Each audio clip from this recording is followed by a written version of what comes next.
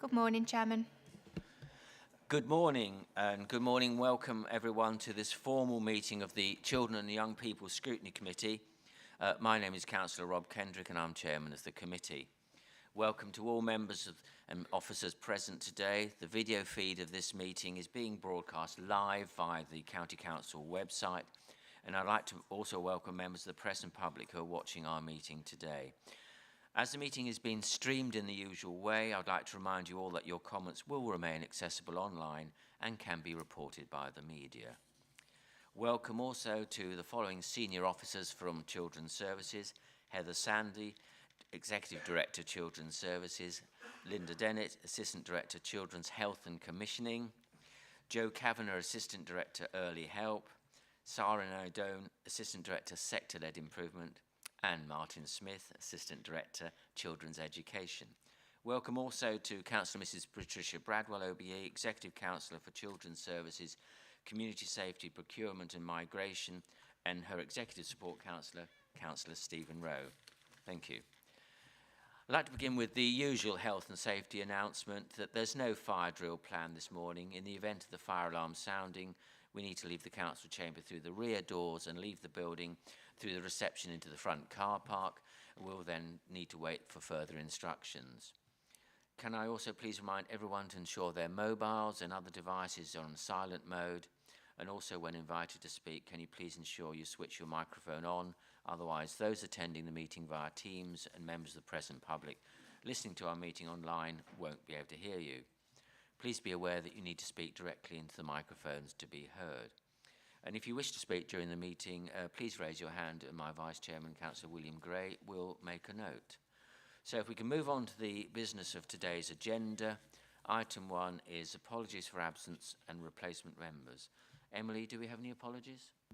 Thank you, Chairman. We've received apologies from Councillors Kelly and Whittington. Thank you very much. Item 2, declarations of members' interests. Members of the committee are reminded that they need only declare any relevant interests which they have not declared on their declaration of pecuniary interest forms. Do any members have a declaration to declare? No?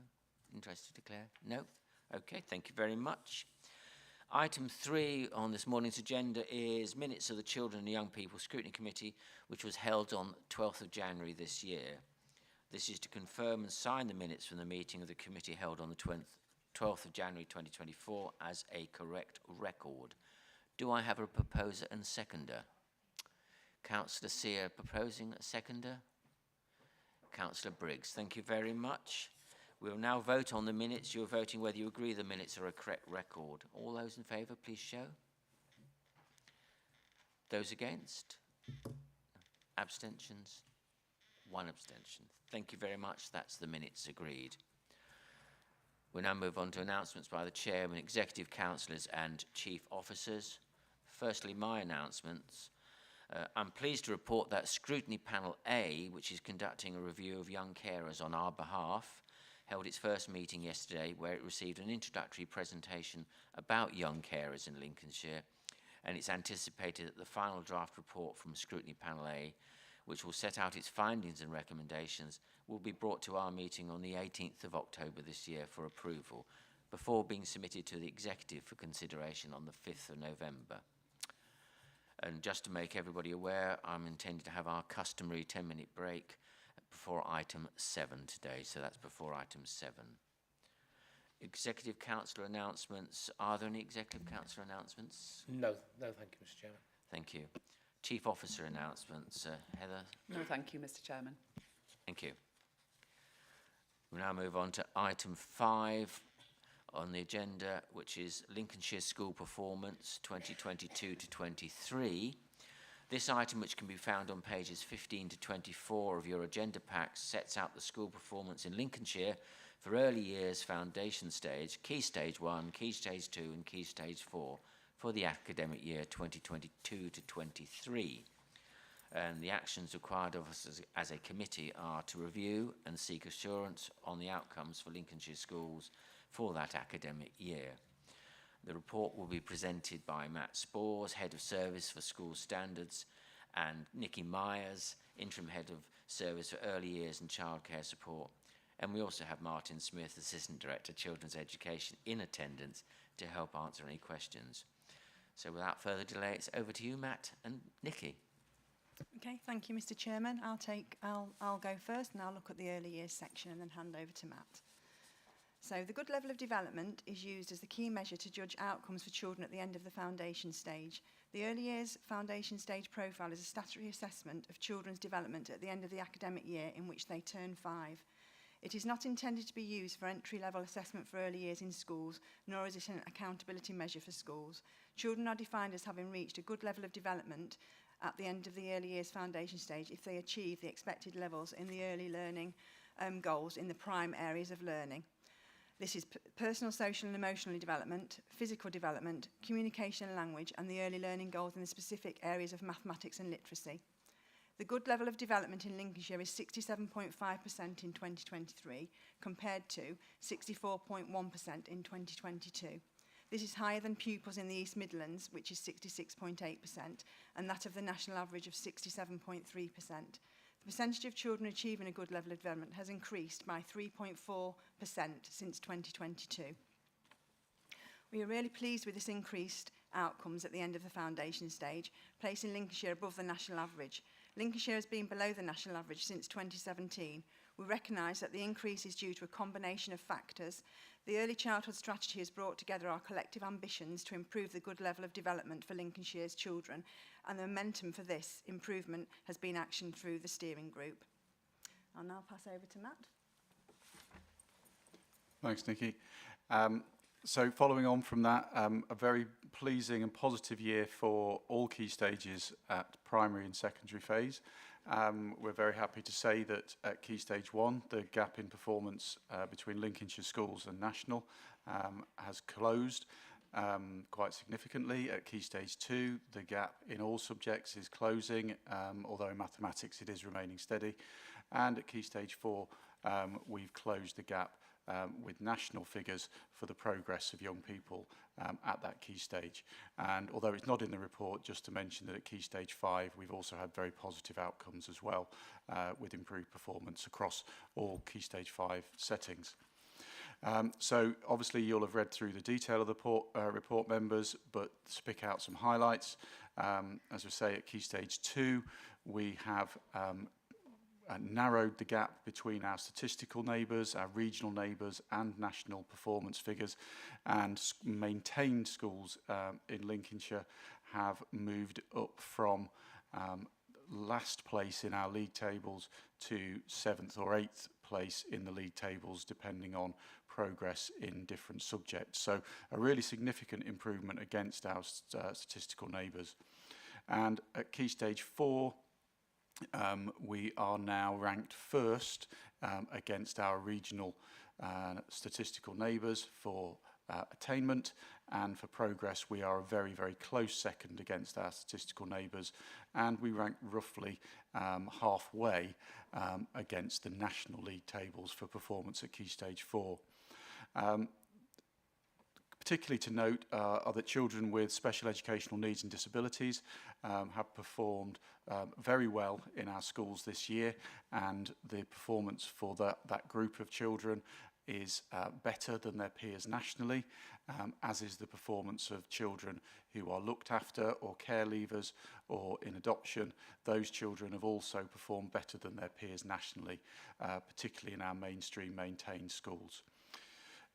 We're very pleased to say that our key collaborative partner, the Teaching School Hub, has been a major support in achieving those outcomes, and what we see is that those schools that have engaged with the offer from the Teaching School Hub have performed at least 2%, and in some instances nearly 5% better than the schools that haven't engaged with the offer that has been made through the Teaching School Hub.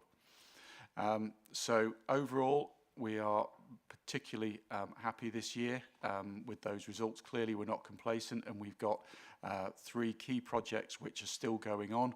A project for early reading, a big project around strengthening leadership, and also a key project around developing leadership in schools to support children with SEND. All of those are in partnership either with the Teaching School Hub or with Learn Teaching School, and also with our diocesan partners who are obviously supporting with the improvement in church schools. So in conclusion, we are confident that the improvements that we're seeing in schools will continue, and hopefully will continue to keep up and catch up with the performance nationally. And we're also very happy to say that our Ofsted outcomes across the county are catching up in terms of the percentage of schools that are good or outstanding with the national averages as well. Thank you. Thank you very much, Matt and Vicky. And do we have any questions? Dr. van der Zee. Thank you very much, Chair. I was very much looking forward to this report, working in education myself, but I was severely disappointed. Scrutiny for me means that you look at the data, and based on the data you can make an informed guess or an informed opinion about what is going on. That is, alas, not the case. Either the data is missing, or when the data are presented, they are at such a granular level, such a high level, that it's not possible to really know what's going on. So let's look at some examples. Let's look at the phonics outcome, where the data are missing. So, for example, one statement here says that maintained schools continue to perform better than academies for a second consecutive year. There's no data to support that. I would like to see those data in order to make an informed judgment about whether this is indeed the case. Not only that, but the phonics data says that 3% more children attain the expected standard compared to 2022. Now, there is a comparison with the national trend here, and I think it's important that we drill down in those data considerably, because if you look at, for example, the socio-economic status of people in Lincolnshire, and you look at the coast, you see a very different picture along the coast than you see in Lincoln or in other parts of the county. You see the exact same outcome for phonics scores. It's not clear here from the report exactly what the phonics scores mean, but the expected standards is to have 32 out of 40 words correctly read. So what children basically do is they read 20 nonsense words and they read 20 normal words. If they get 32 correct or higher, then they are within the expected standard. Now, the overall picture within the county may be interesting in terms of consistency, but what we need to know is how the local variations really work. A good example for phonics data is boys always underperform in relation to girls. Those with SEND always underperform in relation to those without SEND. And those with an EHCP perform even worse than those with normal SEND. And so those are groups that we need to be aware of in order to make sure that our policies are correct in these areas. And we can only have good policies if we exactly know what is going on. So this is only one example. Another example is Key Stage 1. Again, the remark here is maintained schools continue to outperform academies. Based on what figures? Is it by 1%? Is it by 50%? It is not clear what is going on to me. Then there is an interesting remark at the bottom of page 18 that overall grammar schools seem to negatively impact the performance of our education sector. That's quite a statement, and I would like to see the evidence for that. No evidence is presented. I would be really interested in seeing the evidence, because then it's possible to base our policies that we need to have on that. So these are examples where I think the data are completely lacking. Then there are areas where there are data, but the data are too coarse-grained to make any sense of them. So if we look, for example, at, where is it? The Teaching School Hub, that's page 19 at the bottom. It says active English spelling schools had 3% higher outcomes in spelling, punctuation and grammar than non-active schools. Now, we need to know, before the intervention, whether the schools were at a par. Because if we don't know before the intervention whether the schools were already better, then of course they're going to be better if they then undergo the intervention. So the conclusions may well be correct, but in order to be able to judge whether they're correct or not, we need to have the data, because otherwise we can't make a judgment about them. That's the same with the other two remarks about the collaboration. Then I look at attendance. When I look at the attendance table, I see a very clear cutoff in the performance of children when they attend less than 90%. So based on this table, I can conclude that it's quite okay for my children not to go to school as long as they make the 90% cutoff. Because if I look at the line above the 90%, there is not really an influence of attendance on performance. So I think only by drilling down, not only by type of school, age group, gender, area within the county, then we may see a pattern that allows us to scrutinize those data better. So that's basically my summary. I've got many more points. The points are basically the same for almost every paragraph I've read. Thank you, Chair.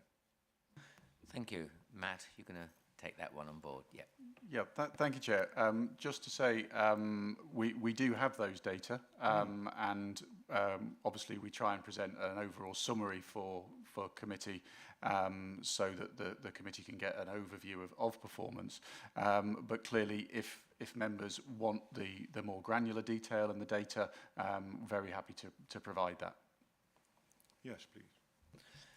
Thanks very much. Yes, if that could be provided to members, that'd be great. Heather, you wish to come in? Thank you, and thanks for those points. I guess the format of this report, and I'm sorry to have my back to you while I'm talking. No, that's fine. I've got to have the microphone. So the format of this report has evolved over time as our responsibilities around policy making in school have changed. So we did used to do it at a much more granular level. We used to agree policies here. We used to have quite a lot of influence over curriculum, all of those kind of aspects. Our responsibilities, the council's responsibilities in regard to school policies, school procedures, curriculum content has changed dramatically in the last kind of 10 years. And so the purpose for this report was to give a high-level summary. And I guess that's something for the committee to consider and politically to be considered about whether this committee wants to go into the granular level within committee time, and what decisions would be in your gift to make or not make. And I think that's why it has become at a higher level. It is now really clear in all of the legislation that schools set their own policies around phonics, around what they do. Trusts do that across groups of schools, and it's not for the council to be setting the policy for school curriculums, which is why over time this has moved to a higher level report. And I think it's one for political debate about how much you would want to see here and how much you would want for information. But in terms of decision making in response to that does, each individual school will be analysing their results and making decisions, and they're accountable to the DFE in terms of their kind of policies and outcomes now. Thank you, Heather. Yes, it seems that we have a very much more arm's length situation. I was on the County Council back in the 90s when we had an education committee. And as you say, it was very much more hands-on, as it were, as regards the relationship with schools, and things have changed. But as Dr. Van der Zee was asking for some data, and Matt's agreed to supply that, I think we can do that. Councillor Matthews, you have a question. I love a bit of data too, but I think we get the data that we manage and control in a different report, where the targets are monitored. And I think, I just put a little bit of sense in. It could come in as an appendix, but actually this is a high-level view of what's going on. I think the bits that we really do want to dig down on, which are the ones that we have some control over our own targets, you will know that I have chased, and the data does come on that. So it's just, this is one meeting in a year, that's all. Thank you. Councillor Baxter, I apologise, I think I missed you indicating earlier. It's certainly not a problem, Chair. Thank you for presenting the report. It does make interesting reading, with or without the data. As you know, I'm a newbie. So my first question is, what's happened to Key Stage 3? Is that in a different report on a different day? Matt? Thank you, Councillor. The Key Stage 3 is no longer a statutory reporting period, and there are no SATs at Key Stage 3, so schools don't routinely assess at Key Stage 3, and it's certainly not a data set that's reported or collected. Okay, thank you. At the bottom of page 18, I'm grateful to Dr. van der Zee for drawing attention to the comments about grammar schools. I mean, we could have a debate all morning, I think, about the relative merit or dismerit of grammar schools. I don't know if well, I'm sure I don't have to declare an interest, but I'll say anyway that my 3 daughters went through a maintained school, grammar school. The last one's now in 6th form, and that's great. But I'd welcome a comment about that paragraph, particularly a degree of this underperformance is caused by the grammar school system itself. Is there evidence of that? How would you evidence that? I'm prepared to accept that the kind of bigger performance of the grammar school, or sorry, the underperformance of the non-grammar schools is more than offsets the good performance of the grammar schools, if you can do that, taking out all other factors, taking out catchment and all that stuff, because we are, yeah, so it's a complicated argument, and I would welcome the thoughts, and also the impact of that on H. H over the paragraph, over the page on page 19, outcomes show that 80% of maintained schools, this is all schools, yeah, 87% of all maintained schools are good or better. Better means outstanding. Nothing else. There is nothing else. Okay, yeah, I don't know why you shied away from the word outstanding. Compared with 75% of academy schools, that's great. If I want to have an argument about grammar schools, I'll go to the bottom of page 18. If I want to have an argument about maintained versus academies, then I'll go to paragraph H. But some of those are the same schools, aren't they? Some of our maintained schools, or at least one of the grammar schools, is a maintained schools. So is each. You could argue that the performance of a maintained school is what's influencing the success of the grammar school, or the other way around. And then finally, Chair, so I think echoing Dr. van der Zee, the paragraph G, impact of attendance, I don't understand it based on the information there. Are we comparing to national levels? Oh, okay, because the way it reads is that if my children attend school for more than 95%, then they're going to be worse at reading. They're going to be 0.04 worse at reading than they would otherwise be. But this means that we are, as a county, slightly below the national average for all children. Because I also looked at the all attendance, which you would think would be the average attendance, shows that all children are below all the criteria for all those things. It's not explicit in the paragraph what we're comparing them to. Sorry if that doesn't make sense. All right.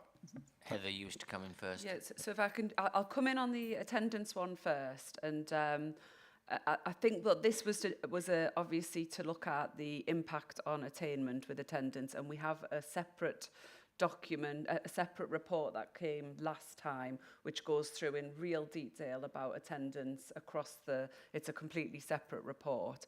And I think we'll take your feedback. I take your feedback that you haven't found that column, that table particularly helpful in outlining what we were trying to do, which was to make the link between attendance and attainment. So we'll take your feedback on that. And then I'll pass to Martin for the other questions and come in a bit later, if that's okay. Thank you. So I'll just go a bit further on the attendance one, because obviously in that report that was published for the last scrutiny meeting, we talked about the importance of school attendance and the local authority strategy of improving school attendance alongside the DFE national strategy of working together to improve attendance. So just to kind of focus on that part, we talked about the introduction of targeted termly attendance meetings, not just because of that link between attainment and attendance, but also those softer outcomes, so, you know, well-being, mental health, enjoyment of learning, etc. So that's where that detailed approach comes from. So that you're seeing the attendance versus achievement side, but there's also another part that you can get from that detailed report. I think as well, it's worthwhile noting your feedback around some of the comments around the grammar schools element there. I think we will redefine and work on that to give that a sharper focus. Previously, we've had some questions around the performance of different groups as well, around maintained and academy. So we've tried to strike the balance. What I would say is that comparisons are really tricky now. In the secondary sector, Councillor Baxter, I think you highlighted, you know, there are 2 maintained schools compared to 53 academies. So actually, just from a comparison point of view, it's tricky, although there is a comparison to be made. I think it's also worthwhile pulling out the importance of schools that have gone into the academy sector have taken a different journey. So some high-performing, well-established schools have gone into the academy system, but also some underperforming schools that were in real difficulty with lower standards have joined the academy system, although not for some time, you know, in the last 4 or 5 years. So I think each of the indicators that we present have to be treated with some level of caution because of the complexities and the nuances that are sat behind it. So we'll take your feedback, we will try and sharpen it up and put some kind of cautionary points against some of the statements that have been made, and we'll also reflect on how we can build in a little bit more detail without swamping you with the significant detail that's available on the data sets that are available to us. Thank you. You wish to come back, Mr. Councillor Baxter? Yeah, I appreciate your comments and I appreciate you taking on the feedback and so on. I just wonder if, I mean, it's almost inflammatory comment because people have such entrenched views about it, but a degree of this underperformance of grammar schools is caused by the grammar school system itself. Matt wants to defend it. I wouldn't want to call it a defence as such, but simply, firstly, to declare an interest as a president of the King's School Old Boys Society in Grantham. I do work closely with Councillor Whittington from time to time, and I do have a great deal of affection for my old grammar school, so I'm certainly not personally worried about the grammar school system in that sense. But in terms of that comment, one of the pieces of data that we have, and which I'm quite happy to share with councillors, and as Martin's talked about, is that we do see a very clear correlation between the performance at Key Stage 2 and the number of children that go on to grammar school from individual schools. So what we do see in our data is that classes of Year 6, where the higher the proportion of children that move on to grammar school, there is a decline in the high scores in the SATs. Now, we can't say there's a causal correlation to that, but what anecdotally we do see is that when children have passed the 11 plus and have gained their entry requirements to the grammar school, that there is many parents do comment that they aren't worried about the SATs. Because their children have got where they want them to go. That doesn't apply to all parents, but anecdotally that's what we've heard. And equally, the children themselves are far more relaxed about the SATs, and that's not necessarily a bad thing, but we do see a definite relationship between getting into grammar school and whether the children get as high a score as they do in schools where fewer of them get into grammar school. So that's, I think, a reasonably good example of where the system doesn't support a constant drive for the highest outcomes possible. Equally, what we see is that where there are local grammar schools and local secondary moderns, then there is some tension there between the performance of certain groups of children. Again, the data are very happy to explore that, and we can provide that outside of this meeting. Thank you. Mr. Kyle, I believe you have a question. Hi. Thank you very much for the report. Great to hear the really positives across the whole piece, especially the performance of EYFS. It sounds great. Also, in terms of Ofsted outcomes, it's great to see some great work continuing in the AP sector, alternative provision by the work of Springwell, and also to give a shout out to a church school in Lincoln that has just moved Ofsted Good to Ofsted Outstanding, St Peter's at Gouts in the city centre of Lincoln, which is an amazing achievement. So just some points in the report would be, as we reflect on all those positives, Scrutiny Committee, so next steps. So key stage for grade 5 or above. So we're currently below national for that figure. So 43% in Lincolnshire, 45% national. Key stage 2, reading, writing, maths combined, 56% in Lincolnshire, 60% national. We've talked about 3 projects, early reading, strengthening leadership, SEND leadership, that are looking to have an impact in these areas.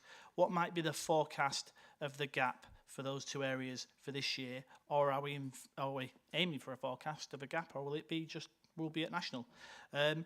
And the second question is, do we accept that sentence? Sorry to beat the bush here, but it just feels a bit wobbly. Overall, grammar schools seem to negatively impact the performance of our education sector in the county. Is that a sentence we are accepting today? And then finally, as we talk about within this report, maintained in academies and the differences between these 2 sectors. We talk about the things we're going to put together to help these schools out. At the top of page 22, the education team commissions projects from the teaching school to address key issues identified by the sector. These projects are delivered alongside the universal offer for the teaching school hub. And it's just to kind of, I got a bit confused when we're talking about maintained in academies and championing how well maintained schools are doing, which is exceptional. I just want to make sure we're doing the best to champion all these children in Lincolnshire that are at academies as well, and just to note that those offers will be available to academies as well, just to check that. So those 3 points. Thanks. Thank you very much. Who's going to take that? Martin. Yeah, thank you very much for all of those points. And yes, I would echo the congratulations for some of our schools who have really successfully gone through the Ofsted experience and got great outcomes, and that accolade of outstanding is rarely found nowadays, so it is really special, and you know, I'd want to echo that, and I'm sure Councillor Bradwell would want to echo that to that school. So forgive me if I miss some of your points, Martin, but you know, do pick me up on them if I don't cover them. None of the work in the education landscape's really as straightforward as it was before. So when we talk about maintained schools and academies, if you're looking at school improvement activity and schools cause and concern guidance, that's where the distinction is between what the local authority can do or can't do. So maintained schools, we can intervene. We can do some level of strategic intervention and support to move that school forward. Academies, we don't have that jurisdiction. What I would say, and I think we are committed to through the Partnership of Schools Group and the Lincolnshire Education Group, is making sure that we work as a system. And I do agree that it's more helpful to focus on the performance of Lincolnshire's children, because they are all of our children. They may go to any school in the future, maintained or academy. And what we strive to do is to identify and utilise every opportunity that the DFE provides in terms of activity, as well as our commission support. I think you're aware from previous meetings, the local authority isn't funded to do school improvement activity. The school improvement monitoring brokerage grant was removed 18 months ago, 2 years ago. So there is no funding provided from central government for system-wide school improvement activity and improvement of standards. Academies are expected to improve themselves through being part of a trust or through their own initiative, and in maintained schools we look to signpost and support them in engaging with the teaching school hub offer. That is funded by the DFE, and what we strive to do is make sure that anything that's created is an opportunity for all. So at leadership briefings, free CPD, national professional qualifications, we raise that profile across the system to try and make sure that there's some equity in that improvement activity. Does that cover that kind of the system design? Yeah, sorry, sir. Yeah, it absolutely does. So then the other points were around Key Stage 4. Locally, we're Lincolnshire 43% grade 5 or above, nationally 45%, and Key Stage 2, 56% reading, writing, maths combined, 60% national. We talked about 3 projects today. Do we have a forecast for how we're looking to perform next year? And then the other point was around page 18. Thank you, Martin, for that reminder. There are trajectories. We do work on trajectories of what's going on, and that's where that element in the report that talks about the work of the Teaching School Hub and participating in programmes gives us the best insight possible in understanding where we're seeing gains. So although our report shows that the Teaching School Hub activity, which is the DFE's funded activity, shows a positive improvement, it also allows us to know which programmes are not working, should that be the case. So we would expect if we can get all schools to engage in the appropriate programmes, you should see between 3 to 6% improvement overall. Now in Lincolnshire, 99% of schools are engaged in the Teaching School Hub activity in one programme or more, and I think it's 56% of schools are engaged in 3 programmes of activity with the Teaching School Hub. So the trajectory should be that it, moves up. We're not doing hundreds of programmes. We're going for the programmes that have got the biggest impact on the biggest number of schools with a view of improving local authority performance and outcomes. And in terms of the other elements around the grammar schools, etc., I think Matt referred to it. I think there's a piece of work. We can analyse it, we can review it, we can form conclusions. Essentially, the local authority doesn't necessarily have the ability to restructure and change that landscape now. It's factual in terms of grammar schools are their own bodies in terms of deciding their future, in terms of function. The local authority can't decide on changing that anymore. But what we do find is when you're looking at Attainment 8 or Progress 8, one is, what did you achieve? The other one is how far did you travel during that key stage? That's where we're seeing those statistical differences. And I think for our secondary modern schools, comprehensive schools, whatever you'd want to kind of designate them as, what they would say is that those really high ability children who may normally come to that local school don't come to them. And so that then means that that ripple effect of the benefit of stretch, attainment, etc., doesn't always filter down. It's more kind of focused around supporting unmet needs. So it's an interesting fact. I'm just highlighting the fact that actually noting it, seeing it, there's very little we can change and do about that in terms of improving it. Does that make sense, Martin? It does, sir. Thank you very much for taking the time to answer those questions. It's just the way it's worded at the top. They negatively impact the performance of our education sector in the county. It feels like that. I don't know. I don't think if I was a head teacher of a grammar school, I'd feel particularly welcomed from reading that. And it's just what the thoughts are of the committee on that. Heather, you indicated you wish to come in. Yeah, I mean, I think we're hearing really clearly what the thoughts on the committee are, and we'll take that on board. I think, grammar schools have always been part of the rich tapestry of education in Lincolnshire. We've got a very proud history of having grammar schools, and we know lots of our communities enjoy having those grammar schools here. So I really take that feedback on board, and we'll make sure that is reflected going forward. Thank you. Thank you. And obviously our comments have to go to the Exec Councillor, and they've been noted this morning, so that, as well as your indication of taking those on board. Councillor Matthews.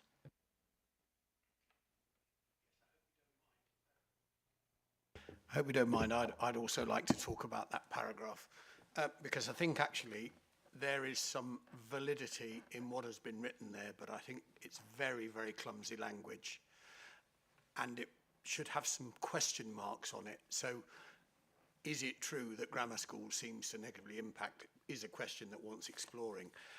But I do think it's a significant issue, and I'm pleased it's been raised in here. I started my career as a teacher, and I remained in education until I retired through all sorts of levels. And I formed my views on grammar schools. I went to a grammar school. It was a fantastic route into a different life for me in a different county.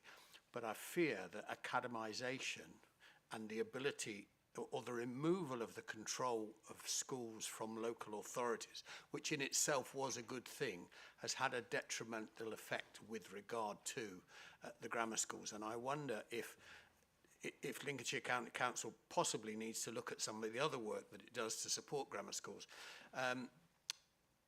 My granddaughter pays £1.50 a day to go from a place on the East Coast where there is an academy school that's quite frankly not very good, to go 6 miles to an academy school that is good, and that's their choice, and it costs them money.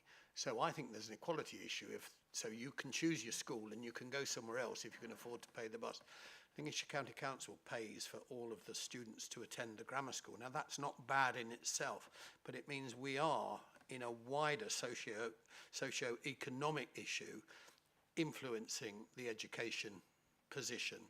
And I think it would be valuable to tease this out now, because I think the difficulty with grammar schools, whether they do negatively impact performance for education sector, I can absolutely say that where I live, there is a complication between the secondary modern and the grammar school, and they should be combined and put together as a comprehensive, old-fashioned language again. But they won't be, they never will be, because of the history of the two schools. But if children succeed at 18 at a grammar school, the big socio-economic factor for Lincolnshire is they leave the county. Significant numbers leave the county. So we're investing in somebody else's, it's a brain drain. They certainly leave at 18 for university or for further education, or indeed to change their life. Very few of them come back. We've just got a medical school in Lincoln. That is amazing. And that's going to start to change the opportunity because there's Lincoln University. So I just think that it's beyond the remit of the Children and Young People's Committee. It's a powerful paragraph. Do I agree with it? I think it asks a question rather than it's a statement. But it would be really useful to do some work here to see how Lincoln County Council can, accepting they're here, how can we make best use of them, and what should we be doing outside them in the post-18 arena to make sure that we don't lose that talent from Lincolnshire if we've invested in it. Sorry, a bit of a rant. Thank you, Councillor Matthews. Heather, I think you wish to respond. Yeah, thank you. So I think through the analysis that's been done previously around where young people progress to, I don't think it's just from grammar schools. I think it is true that young people who perform particularly highly do go off to university, and a significant number of them find employment close to where they've been at university, or usually within the big cities. And we find that as well with people who come into Lincoln University and get qualifications from elsewhere. We do struggle to keep young people in high-paid jobs in rural parts of Lincolnshire because they're looking for places that offer them opportunities that you know, frankly don't. A lot of our rural locations don't appeal to those younger people, and the same is true of children who aren't really high performing. A lot of them navigate towards the cities for a period in their life. We do see numbers of them coming back when they're raising their own families in the rural location, and the kind of attractions of Lincolnshire come back. I think it's a difficult one, isn't it? Because we would never not achieve the very best outcomes possible, because my view would be that Lincolnshire children become Lincolnshire's adults wherever they live, and we'd want them to thrive going forward, and we wouldn't ever want a policy, and I don't think for a minute Councillor Matthews is suggesting that we would, that curtailed their achievements so we kept them in Lincolnshire. And I think it's about looking constantly at what we can do in Lincolnshire to keep younger talents working in our communities. And I think that's really important. You know, the grammar school issue, in terms of outlining it, one of the problems that we have around the grammar school issue is it's really hard for schools that, secondary moderns to achieve really well at Ofsted because they're judged on the same framework as comprehensives and as grammar schools. And it's really hard for them to achieve well on that framework. And so we do see a disproportionate number of our secondary moderns not doing as well in Ofsted, and that becomes cyclic because then parents don't want to send their children there. Our travel policy is really clear around where we do fund and where we don't fund transport, and it's debated regularly.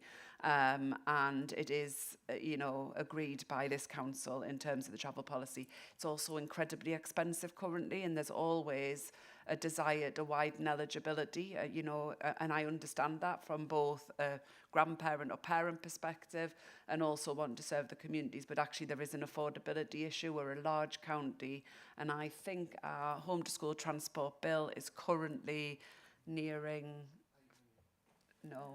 it's at least 48 million, I think. It's really, really, really significant, and is one of the most significant cost pressures that the council has. So I think in terms of that, the comments around the travel, I think that is debated regularly in the council and decisions are made, and certainly we don't have the evidence within this paper to debate the travel policy now. Thanks for... Oh, Councillor Bradwell. We'll just be quick, but because I've listened to the debate and I'm a little bit sort of not upset, but that we've talked about grammar schools and that, but you haven't picked up on the young people who go and do apprenticeships. And I know it's probably 4 or 5 months ago now, I went down to a big manufacturing firm in Skegness and then went on to an engineering firm in Spilsby, which is, you would never think there was a multinational engineering firm in Spilsby. I met 6 apprentices and 2 of them were girls, and they were learning about its tongs engineering out of Spilsby.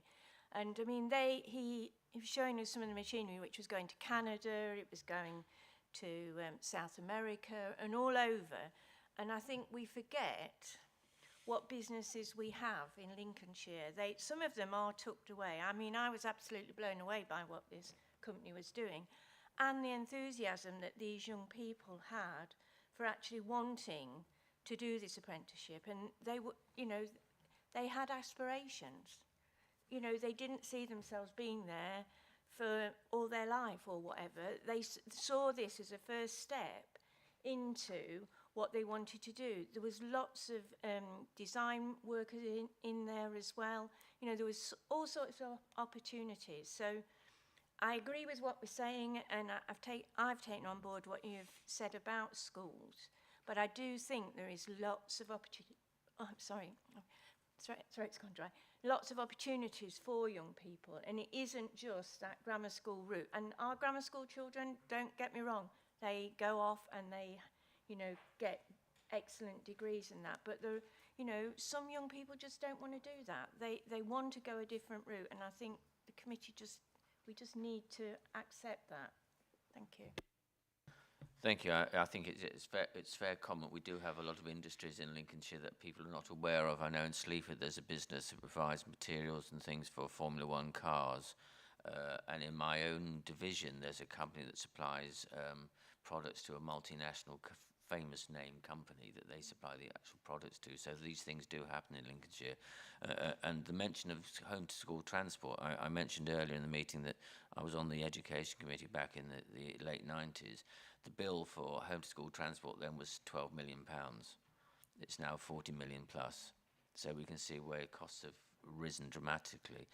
Councillor Smith, you have a question.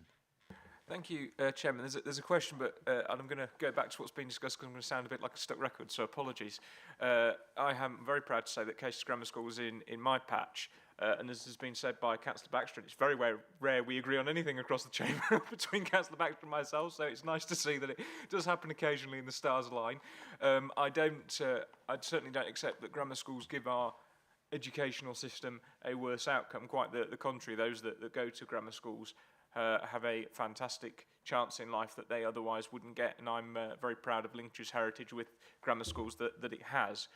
And I think we need to be, as Mr. Carler said, mindful how things are worded, because if you're a head teacher or you're involved in a grammar school, if you read that, you would not feel particularly brought in from the cold, as it were. And I know from speaking to somebody who is heavily involved with Case Grammar School, that sometimes they very much feel out in the cold already with how the government is seeking to move things, which I appreciate is not within our gift, Chairman, but we don't wish to exacerbate that feeling. And I won't, shall I say, dwell on the transport issue, because that's not for us. And I know, as you've said, Chairman, exactly how expensive it is, because I've had a conversation with the Chief Executive on this very subject, because the legislation's 80 years old, and that's part of the problem. My question, Chairman, actually relates to SEND, which is it based... the other point I was going to make around the question is around SATS attainment is, surely that's a prioritisation issue for those that, again, are going to grammar school, because their priority is the 11+, not a SATS test. And it's an issue of between student and parent of prioritisation. It's the same when you're a student and you have two exams, one after the other. You will naturally prioritise one exam and possibly do worse in another. I've done that myself, Chairman, in my many years ago in my youth when I was at my further education college. My question around special educational needs is that, are the better outcomes that have been alluded to in the paper, is that something that we think will be a continual performance improvement, or is that more of a case of it's this specific cohort and the SEND conditions that the individuals have? Because having been in an SEND school myself, Chairman, you can go from 1 year and have performance up here and another year and performance is there, and it's purely down to severity of condition and different types of condition and how that's impacted. So is it more a case of the individual's condition, how it impacts their educational attainment, or is it more, which I hope will be the latter, which is it's actually a continual enhancement in performance for our children with SEND? Thank you. Now, who wants? Matt was indicating he's going to take it. Just to jump in on that, Martin, you might correct me if I say something wrong. I think the first thing on the SEND performance is that the SEND performance that we're talking about is the children with special needs or disabilities in our mainstream schools. And so what we're confident of is that the improvement in provision in our mainstream schools is the result of a lot of hard work by colleagues in schools, by the leadership of those schools, and the support they've had from our Learn teaching school hub for SEND. So we're reasonably confident that improvement, or at least those standards, will continue.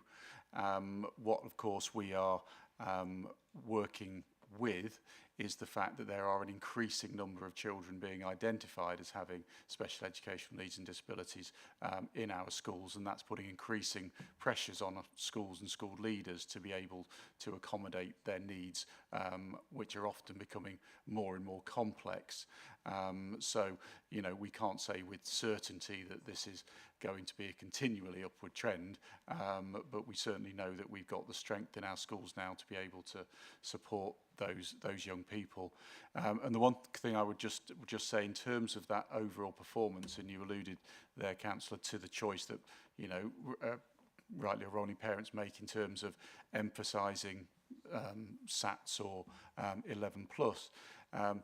The difference in Lincolnshire's performance against national equates to very approximately one child in every school reaching the expected level.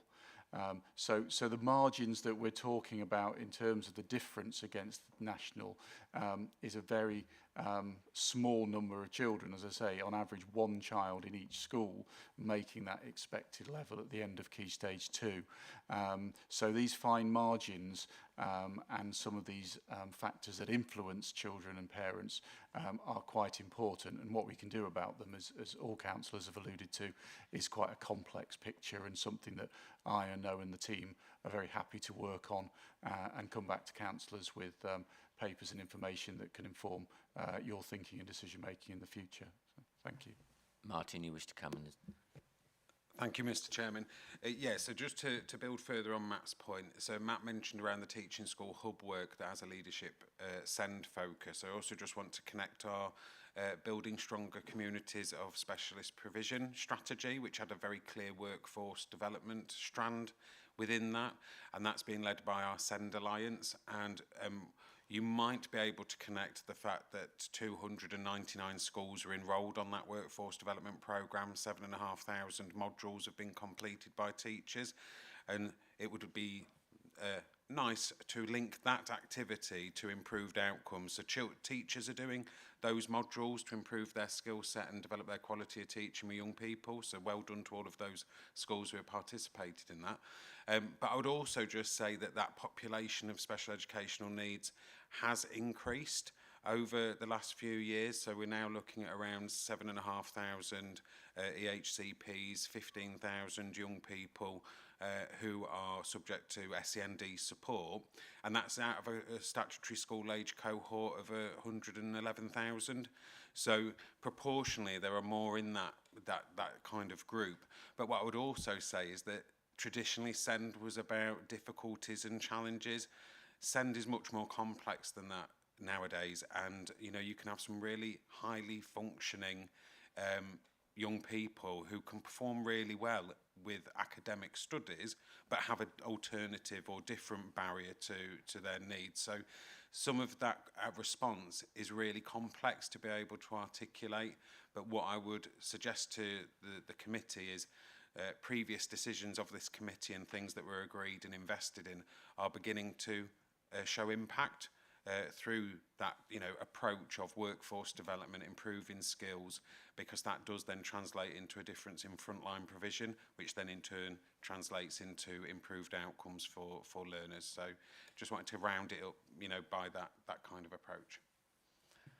Very briefly, Councillor Smith. It is brief, Chairman. The only, I suppose, is there a concern that the increase in the number of SEND students, particularly in mainstream environments, again, as you said, Martin and Matt, with complex needs, could actually have a potential harmful impact on the wider school population, because there is a strain on resource, because as we all know, there's only so much to go around, and if there's a large proportion of SEND students that need extra support, and quite rightly, is there a risk that other students may not get the support that they need because the resource is being pulled from one end to the other?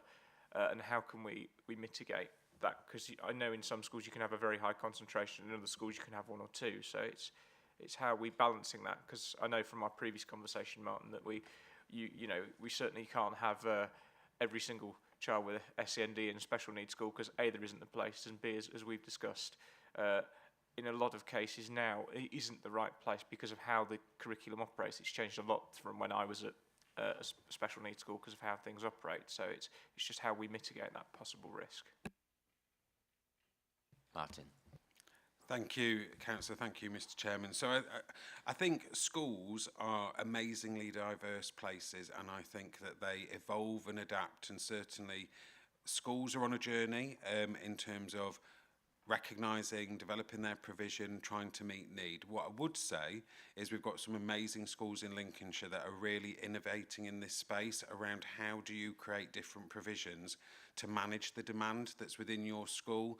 And one particular head teacher that I visited is absolutely committed. These are not children with SEND, these are children in my community, and it's my job to serve those children and meet their needs. And so they're doing some innovative work around creating some kind of hub provision. I think those children who've got the most complex needs are supported through EHCPs, through the financial support that allows them to access TA support or therapeutic sessions, etc. But the most complex children in our special schools absolutely need to be there because of the level of need and complexity.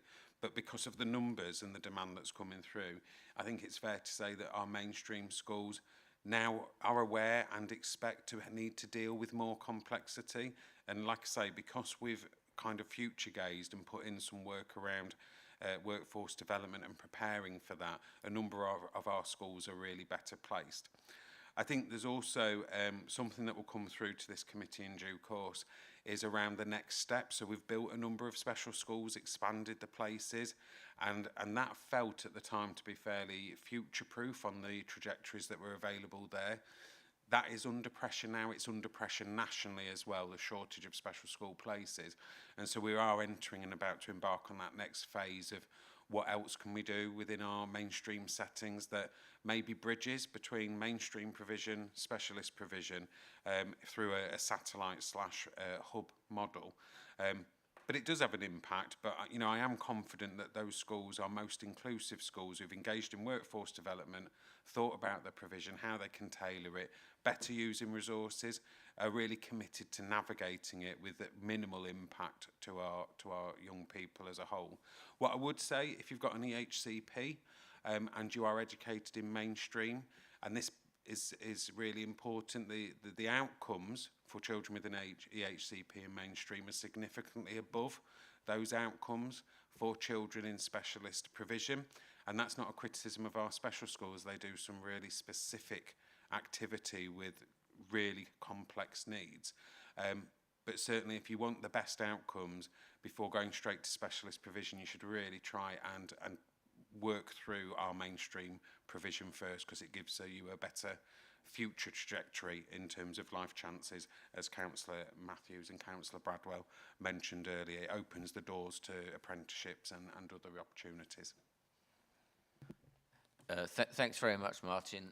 I have Dr. van der Zee, and I'll make that the last question because I'm conscious of time on our programme this morning. So, Dr. van der Zee, thank the you last for giving question me the honour to have the last question. So, I have a question about the good level of development, because that's where education starts, and I think it's important to know a little bit more about those figures. So it's great to see that there is a closing of the gap in terms of the good level of development, but I have 3 questions about it. The first one is this trend the same for every part of the county? So again, drilling down, I'm not looking at school level, but I'm looking at whether there are areas in Lincolnshire where this trend is the opposite or could be the opposite. Second question that I have is, of course, this is to be celebrated, and what do you think are the reasons for the closing of this gap? Because there's a reference to the steering group, but I wasn't entirely clear what you meant by that. Is that the LEG? I wasn't sure. And then the last question that I have is not on this page directly, page 15 or 16, but a bit later. You're flagging up that there are 9 schools that are helped by the LEG and also by the teaching school hub in order to improve their good level of development. And I was wondering, so this hangs together with my very first question, I was wondering whether those 9 schools are part of a cluster of schools in a particular area of Lincolnshire, or did I misunderstand? Who's going to take that one? Nikki. Okay, thank you. I'll pick up the early years questions. So across the county, we do draw down to the specific data, so it's not quite the same across the county. We can say across the county, really, for good level of development, what we'll be working on is personal, social, emotional development, particularly the listening and the self-regulation of children. So that's something we'll continue to work on. In regards to drilling down that data, we work with the locality, and we have teachers and early years professionals in each of our localities across the county, and we work with them. They understand the data when it's drilled down, and we work with them. They support the settings, which we have 580 across the county, and they support all of our 48 children's centres. So we put into there the area of development that we're down specifically within, say, Mablethorpe or Skegness or Lincoln City. So we do that way. So we do drill down and put those activities on for the families. What's mostly important is the start for life for children, so that's the development of children between 0 and 2. And so we have the Family Hubs agenda. So as we say, we celebrate and we move this momentum forward through that. Our steering group is the Family Hub and Start for Life steering group, and it's based on the early childhood strategy. So we have over 50 members of that group, and they come and they support us with moving that agenda forward. So particularly around the development of the Family Hubs programme. I think what I'm trying to understand is whether the closing of the gap that you see in the general figures, and it's not only due to 2 or 3 regions, but it's really spread out all across the region, all across the county, I mean. Yeah, we have done really well this year with the good level of development. We have closed that gap. We've closed that gap. Closing the gap is that between the children that receive free school meals, and we have closed that gap, and we're above national for all of that as well. Do you want to do the school one? Matt, do you wish to come in as well? If I may just come in on that. Clicker's not working. You still on? I'm still on. You want to come over here? Yeah, in terms of the performance of the districts at Key Stage 2 and Key Stage 4, all districts have shown improvement. Boston, South Holland have been some of the best performing districts in terms of the rate of improvement.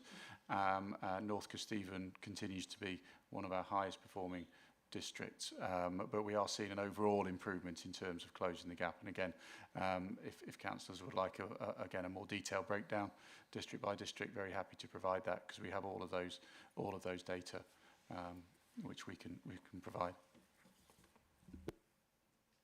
And so the 9 schools that you are referring to a little bit later, they're not part of a cluster in a particular area? Or, like I said, did I misunderstand that? Sorry, I think I missed a paragraph on that one. Could you? That's on page...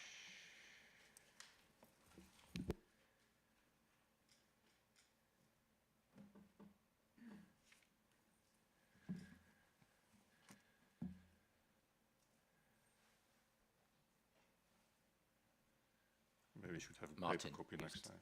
Yeah, I think I'll just pick it up, because I think probably it's probably not so helpful to focus on those particular 9s, because I think as part of this piece of work in early years and within the education sector, we've got a whole number of targeted lists of different schools or settings that we would want to intervene with and support for different purposes. So I think on that mention, it's around 9 that have been identified for that particular support on a particular element to drive improvement.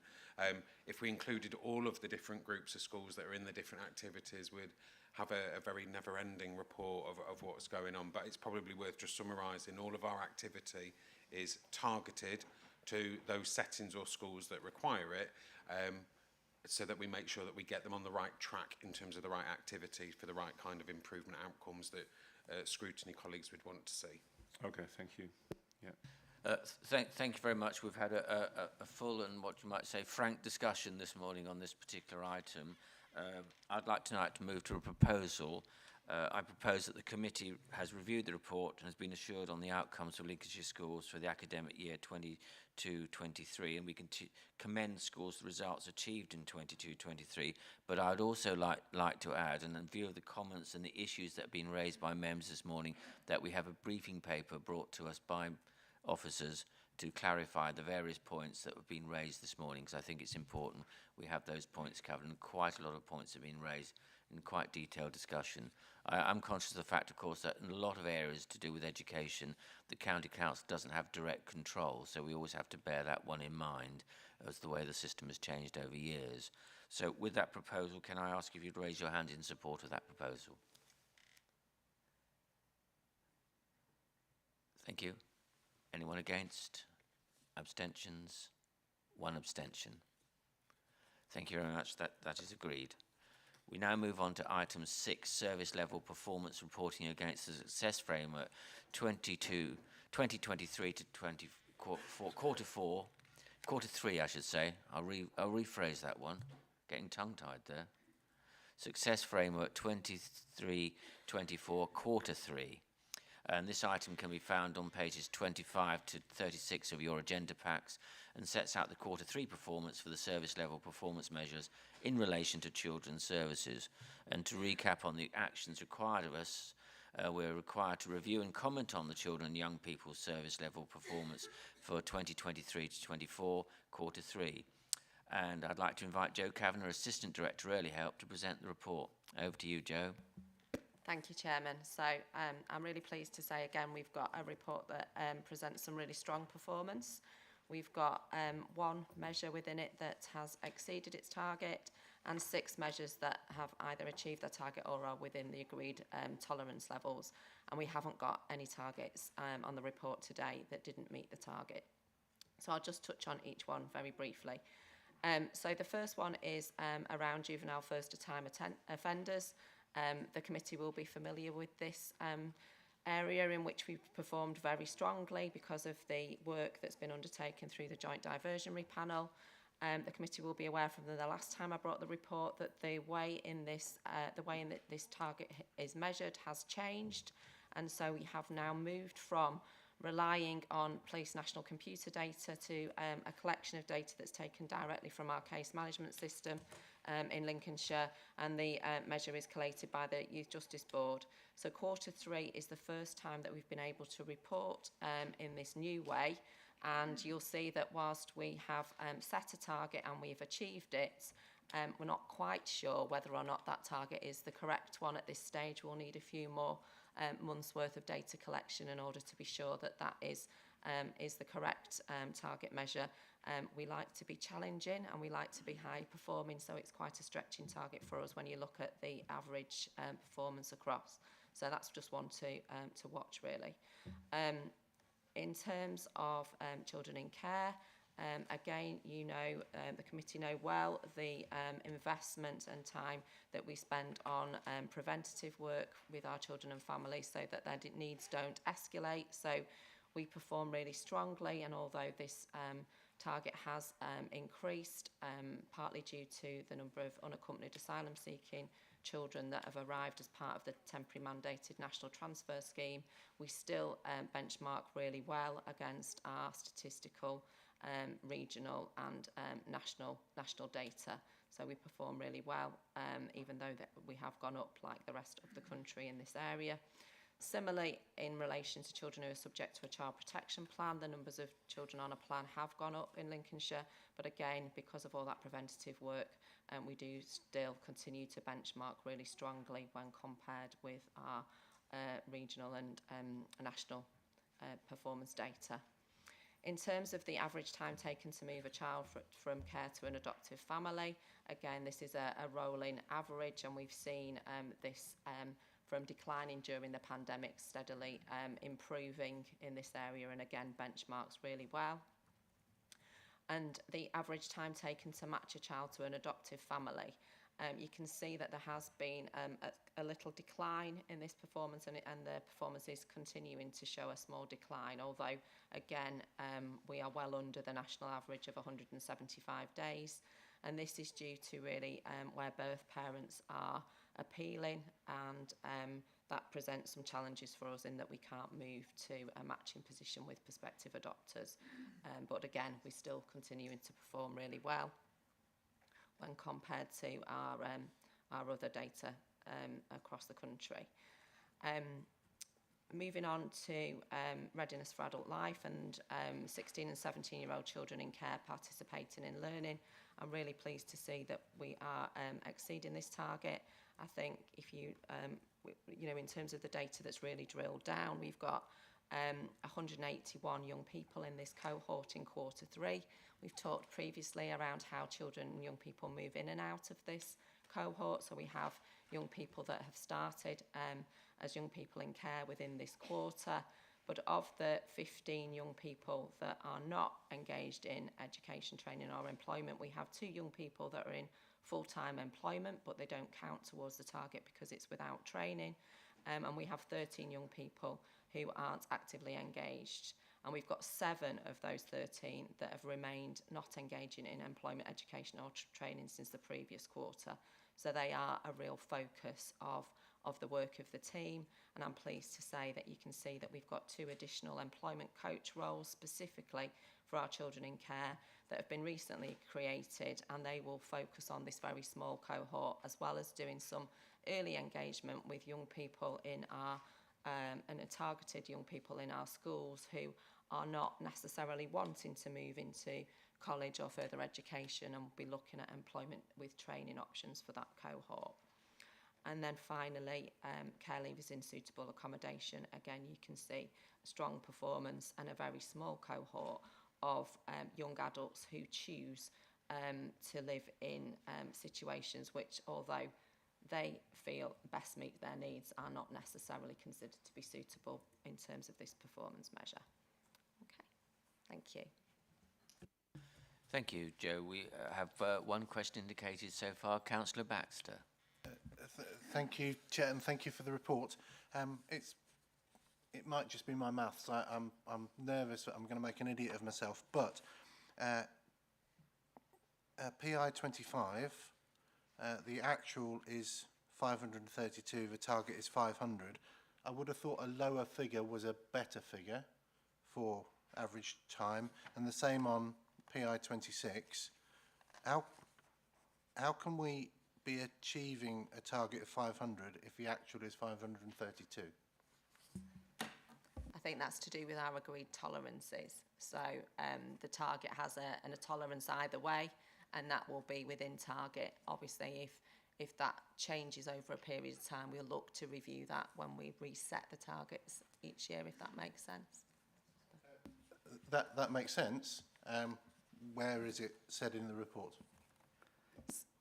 Oh, Heather, did you wish to yeah. interject? So the targets and the tolerances go through council every year, and they're agreed annually. So the target setting process comes, does it come through here or through at OSMB, I think, through OSMB and onto full council for agreements that's set by the council, and that's what we work towards. So happy to forward that paper to you. Thank you. Happy, Councillor Baxter? Well, No, I shouldn't have said that. I would have saved your time if it had been mentioned in the report that they were within tolerance rather than on target. Thank you. Councillor Smith, I believe you have a question. Thank you, Chairman. Very, very brief question.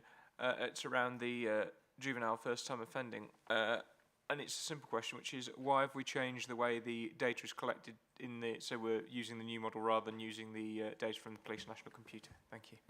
It's a really good question.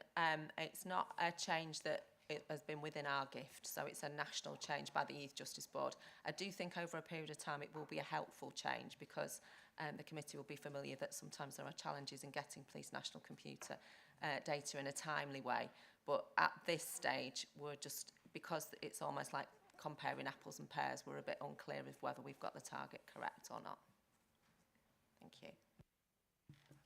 Thanks very much. Do we have any other members wishing to ask a question? No one else indicating, Mr. Chairman. If I could just ask a question, then it's in relation to the 16 to 70-year-old children in care participating in learning, and I know this one has come up, I think, probably fairly regularly. The measure is on page 32 and 33, and it mentions that we've got 13 young people not actively engaged in any education, employment and training, but that 2 additional coach roles have been mentioned by Joe, have been created. Have we got staff actually in those roles now? And do we know if they've made any impact yet, or is that too soon to say? I'm really pleased to say we've got one post has just been filled, so they are, as we speak, looking at those 7 young people that are in this cohort and doing some really good targeted work with one of our special schools in particular in relation to a cohort of children in care who are not wanting to go on into further education, and looking at work experience for those starting really early, so that once they reach 16 and leave school, there'll be hopefully some work in place for them. So we're back again, I think, to advert for the other posts, which unfortunately we didn't fill. Thanks very much. If we have no further questions, I'd like to move to the proposal that I propose that the committee has reviewed the report and is satisfied with the children and young people service level performance for 2023 to 24, quarter 3. And can I ask if you raise your hands if you agree with that proposal? Anyone against? No. Abstentions? No. That is agreed. We'll now have our 10-minute comfort break and resume at 11:30.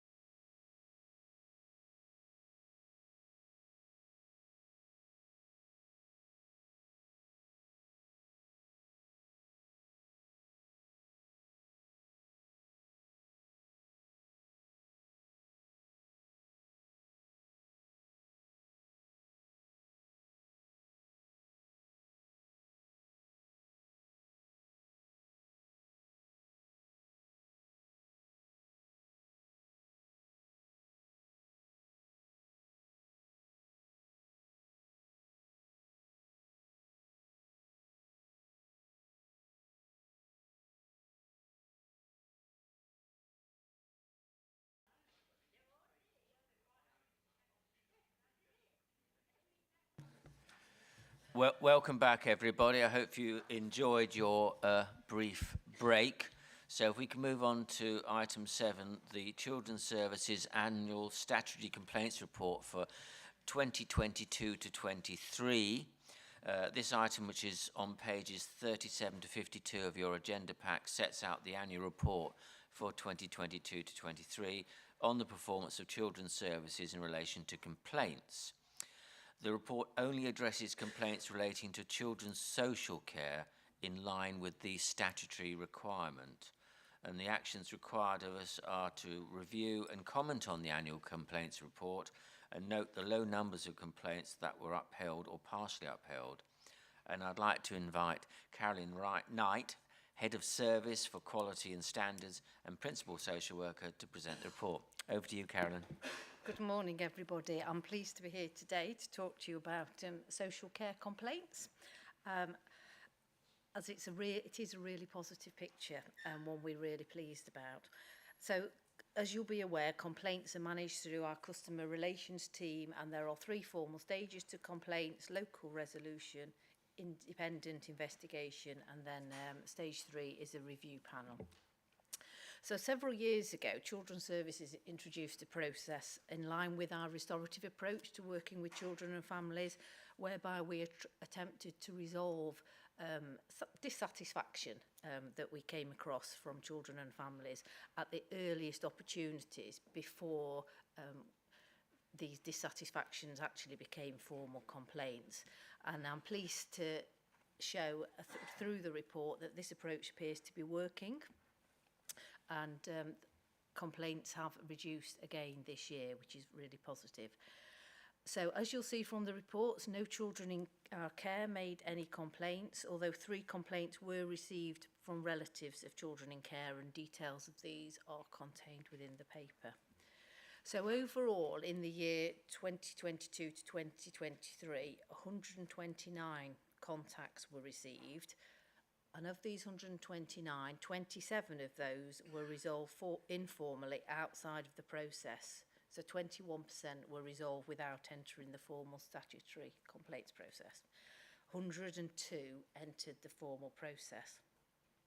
But if I can just put this into context for you, Children's Services in the same year received just under 50,000 contacts. So that was calls, letters, messages through the customer service centre directed to social care. Of these, 7,140 progressed through into our social care teams, and only just over 1% of those contacts actually resulted in a complaint being made at some stage throughout that year. And given that most of our children and families wouldn't necessarily choose to want a social worker in their lives and don't have the opportunity to shop around, they're in Lincolnshire, so they have to come to Lincolnshire Social Care if they meet our criteria. I think the fact that only just over 1% of those children and families felt the need to complain is really positive. Not so positive in that we'd obviously like no complaints, but you know, we live in the real world, don't we? So we can aspire to no complaints. So of those that entered the complaint system, the 102, 67, when they were looked into and addressed by managers at the first instance, and then a few progressed to stage 2, stage 3, 67 were found to be not upheld, which left a very small number. Of the 102, only 7 complaints were upheld and 28 were partially upheld. So in relation to the 7 that were upheld, 4 were in relation to delays in service, and that is usually for things like if a social worker becomes ill, goes on maternity leave, chooses to leave children's social care, and there might sometimes be a delay while a new social worker is allocated to take over the work. Of those 4, none actually progressed beyond stage 1. 2 cases were due to lack of communication. which is a very small number. And I know that this has been a theme for several years in relation to complaints, and we have done a lot of work around restorative approaches and training and resources, and some of it is our workers just need to be clear when they first meet children and families about expectations, so that if a family want to get hold of the social worker, they just have to understand that that worker might be seeing another family, in a meeting about another family, on a call about somebody else. So it's just about setting out at the start how often you might hear from your social worker, how often you see them, how it's best to contact them. So we have done a lot of work about that, and that is really now quite well embedded through all our learning and development. So when you come for induction, you're told about that, and it's reiterated throughout all our learning and development. And the final case that was upheld was in relation to assessment errors that were reported in the assessment, which were immediately rectified and the matter resolved. So in relation to partially upheld complaints, 28 of these, and a partially upheld one is where there might be some issues that were identified as not been as we would have wanted them to be, and but there might have been some that we didn't agree was an issue. So of the 28, 7 were due to communication, and as I've just said, that is something we continue to work on. 6 were related to delay in service, 7 were assessment errors, 2 data breaches, and 4 related to procedures. And it wasn't that people necessarily just ignored procedures, it was perhaps they'd missed out a step, or there was a delay, or they'd not fully completed part of the process. And the final 2 were in relation to staff conduct and attitude. Only 2 of our complaints went to stage 2, so that's where people weren't satisfied with our response at stage 1. One of these was upheld, and at the time of writing the report, the other one was still open. Then none went to stage 3. But people can choose to refer directly to the local government ombudsman, and 12 referrals were made last year. 2 no fault were found, and the others were still progressing. So as you can see from the report, we do remain as a service really focused on working restoratively with children and families, and we do take complaints very seriously. We do continually strive to improve our services, so any feedback from children and families we take seriously. We look at what learning we can take from it. If it's individual learning about specific members of staff, then team managers will work with their staff and deal with that. If it's a bigger theme, like there's an error or something's not working around a procedure, we'll pick that up and we do amend it. So our complaints do feed into our quality assurance processes, and the learning from that is really disseminated throughout the authority and feeds into our overall improvement plan. So I'm really pleased, Mr. Chairman, to present this morning, and hopefully you will agree it's a positive picture, and I'm happy to take any questions. Thanks very much, Carolyn. Councillor Gray, do we have any questions? Yes, Dr. van der Zee. Dr. van der Zee. Thank you for the very detailed and clear report. I have a very small question, really. That's on page 46, when we look at the comparisons to previous years of the complaints. Just out of curiosity, so when you look at the third quarter, there's a reduction. There seems to be a reduction in complaints, and that's being caught up almost in the fourth quarter. Is that purely because of the summer holiday, or are there other reasons for that? Or I don't think we've actually analysed right. the patterns and trends. Sort of how it looks it did jump out, doesn't yeah, it? It looks a bit seasonal. Yeah. There's 43, in the summer, Yeah. people are more inclined to complain. Well, no, it'd be spring, wouldn't it? It'd be the January to after Christmas. Perhaps it was seasonal depression. I was just wondering whether you had an idea of why that was. I don't, sorry, Yeah. but I can take that away and have a look if we have any. Yeah, okay. We could we could look at what the type of complaints we got in after Christmas, couldn't we, in that period? For you? But I don't know whether Joe or Heather want to add anything. But I don't. we've never particularly picked up on a theme that would increase the numbers. It's almost like people hold back in the third quarter and then they... Hi. I think we can look at it. I think one of the things is that the numbers are so small now that it's really about, I guess, the cohort of children and families that are open at that particular time, and so we can certainly look at it, but I'm not sure if we will be able to find too much when it's such a tiny proportion. That makes sense. Mr. Chairman, can I just add in? I think, although Carolyn says, we would have, we'd love to get down to 0 complaints, I think that would be a worry for us. I think we deliver services that change children's lives, and I think we would always want families to feel able to raise their concerns. And I know Carolyn didn't mean she would like to see it at 0, but I think, for this committee, you want to see a healthy number of complaints. It tells you that we're giving out our complaints processes. It tells you that we take it seriously and that we report on it.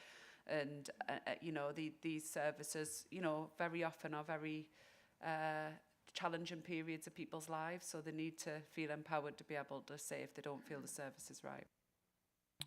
Thanks for that. And obviously complaints can be a learning exercise for an organisation, whichever it is. Councillor Baxter, I believe you have a question. I do, thank you, Chair. Thank you for this report. It's very encouraging. I don't think we can get 1.4% of all referrals in a situation where all of the 7,140, if not the 49,974, are, I guess, by definition, a difficult point in people's lives, and there's lots of people involved in it, and our staff must be extremely sensitive to manage to not invoke complaints at this difficult time. The graph on page 45 is a really satisfying looking graph, isn't it, of kind of a general decrease and then a plateau. Although it's an oxymoron that Heather mentioned, a healthy number of complaints, it's an oxymoron, but yes, if it was 0, I'd be suspicious. I'd be thinking, well, then what have you done? Have you cut the phone off or something, which is one way. Moving on to page 47, this is not a question about the complaints, but it's piqued my interest. South Kesteven lead the table for social care referrals, which I find surprising. Is there a particular reason, or does this change every year? Is it just how it lands this time round?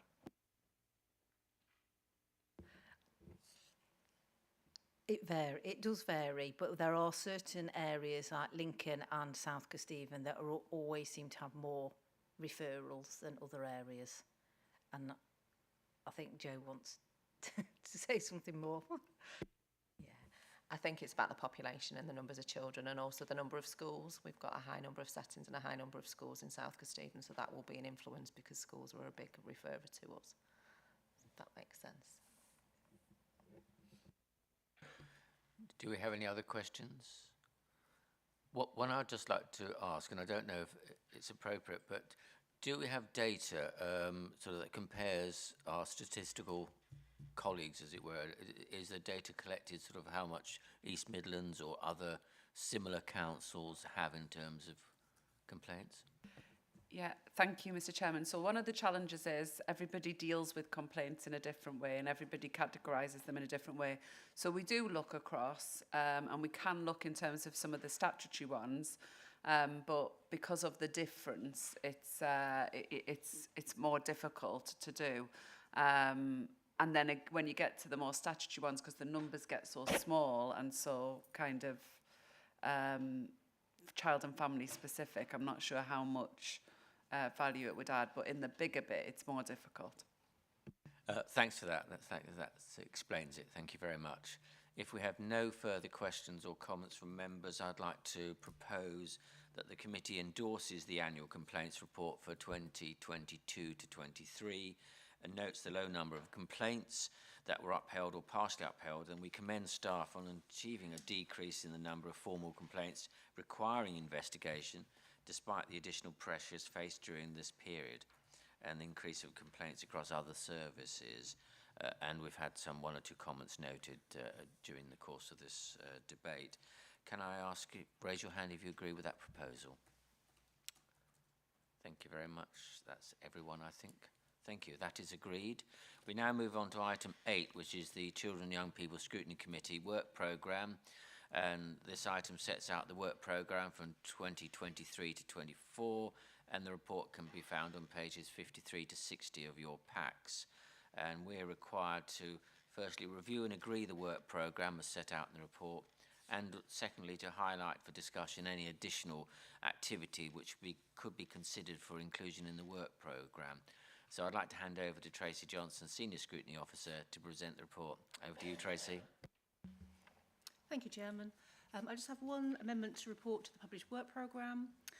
The item on childcare sufficiency in Lincolnshire has been brought forward from the 6th of December agenda to the 6th of September agenda, so just going a couple of meetings earlier.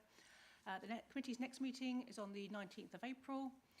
The committee will be receiving the decision report in relation to the Lincolnshire Leaving Care Service from April 2025 for pre-decision scrutiny. Members are also receiving the Children and Young People Mental Health Transformation Programme, a report on the Families First for Children Pathfinder Programme, and an exempt decision report in relation to the Lincolnshire Secure Children's Home, and this one is in relation to the main works contract. That's it. Thank you, Chairman. Any questions for anybody? Any questions, comments? Mr. Kyle. A learning question, really. Just looking at the workload and the flow of the committee and the work of children's services to help everybody, every family, every child the best they can. And through these reports, we get to scrutinise that. I'm just wondering in which report might it cover kind of moments of like children who pass away, and where might that sit in the workflow, and whether there's things that we reflect on as a committee? I think, Heather, you're coming back on that one. Thank you. Thank you, and thank you, Mr. Kyle. So that would, I think, what you're referring to, and if you can clarify, is children who die in circumstances where there were safeguarding concerns, and if that's the case, then that comes through the Lincolnshire Safeguarding Children Partnership report, which includes a report on the child death overview panel. Thank you very much for clarification. Brill, yeah, that's exactly it. And where's that? When do we do that? We have the report, the annual report from the Lincolnshire Safeguarding Children Partnership coming in September. So that will include some information within their annual report. Okay. If there are no other questions or comments, I would like to propose that the work programme is agreed. Can you again raise your hands if you support that proposal? Thank you very much. That is agreed. That concludes the business of the meeting. I'd like to thank all members for their input this morning. We've had some very good discussions on a number of topics, and thank you for your attendance, and look forward to seeing you at the next meeting. Thank you very much.